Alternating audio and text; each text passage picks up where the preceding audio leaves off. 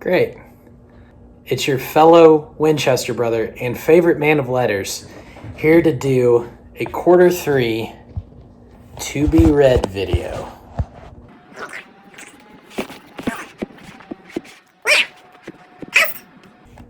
Okay. Now, past 3 months or so have been crazy for your boy. And right now, as the Atlanta Hawks are playing in what is almost the NBA Finals, note my very strong lack of basketball knowledge. I am still representing Atlanta sports. As I sit here, I'm here to do my to be read, aka my TBR, for Q3 of 2021. Hopefully it'll be amazing.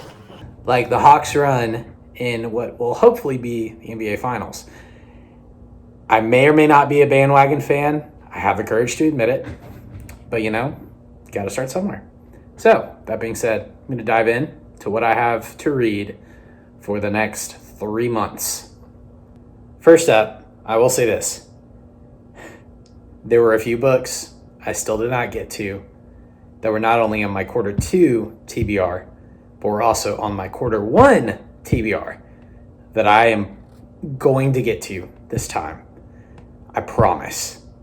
However, the books I'm listing here are not in the order I plan on reading them. So, take this with a grain of salt. This is still a very ambitious list, but I'm hoping at least this time to finish it. And, not to mention, I still have my leftover books from Q2 that I'm finishing up despite my very ambitious lineup for that quarter. So I'm just going to dive in.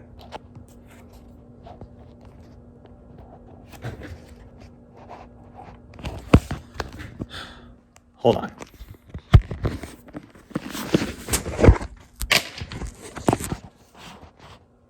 Is that better? So, first off, I've been told many amazing things about this book, and I am just getting around to reading it. And what I mean by that is that I am choosing to read it this quarter, and that is Mistborn. I've heard amazing things about the magic system. I've heard amazing things about Sanderson's world building, and I've read all 4 of the Stormlight Archive books, but I'm hoping that I fall in love with this story as well, because apparently it's great. So, excited. Next is another reread, and this might be one of the best fantasy books I've ever read. Notice how I didn't say favorite, I said best, and that is The Shadow Rising by Robert Jordan, the 4th Wheel of Time book. Excellent world building, excellent character development, really, really long book, but man, this is where the Wheel of Time becomes the Wheel of Time, as my good friend Alex often says. This is his favorite. This is my second favorite in the series, and I'm very excited to get back into it. Very, very excited. Next up is one of the books I did not get to just yet, and that is White Rage. I promise I'm going to read this time around. I did get to 1, finally. I am in the process of reading it, but I will read this book this quarter. It is happening. Next up is Kings of the Wild, another leftover. I've heard great things. It's like Lord of the Rings meets, I'm trying to think of a good comparison, like Discworld, the whimsy of Discworld, but also the fun, grimdark, awesome fantasy. Obviously, I didn't know what to say there. You're gonna forget everything, so that's fun. Excited. Next up is First Law, The Blade Itself. Again, another leftover. Hoping to actually finish this one this time. My strategy probably this time is going to be to start off with the smaller books. So this might be one of the last ones I end up reading.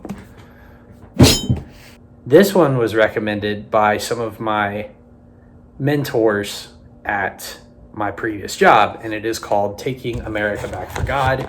And no, this is not a book promoting Christian nationalism. This is a book trying to tear down that monolith. So it is talking about why we confuse Christianity with American ideals and American values, and especially in light of the events of 2020 and the January 6th riot of the Capitol. This book, I'm hoping, will be fabulous, and I've heard great things about it, so I'm looking forward to it. Next up is similar vein, Compassion and Conviction. It's kind of the central book of the AND campaign, and it's also about like wanting justice for the world, wanting justice for things that have not necessarily been reconciled just yet, but also viewing them through a lens of biblical truth. So I've been wanting to read this for a while, just getting around to it. Very excited. Next up is called Abba's Child.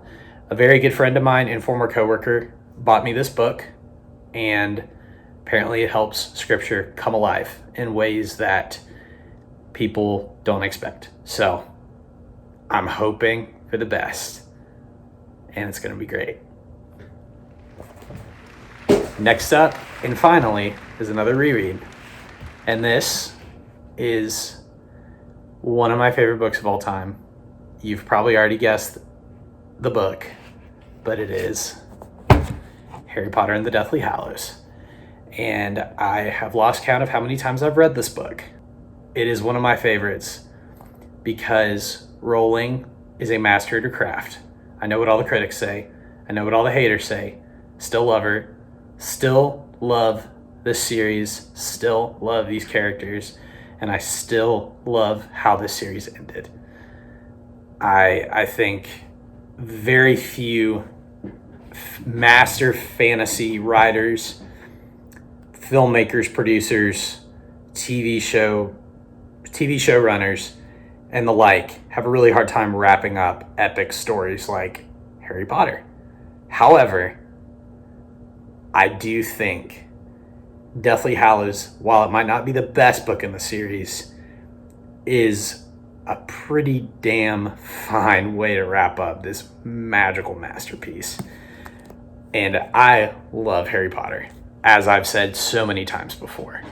So I'm excited to finish this reread of the series again. It's my second one in the past 3 years.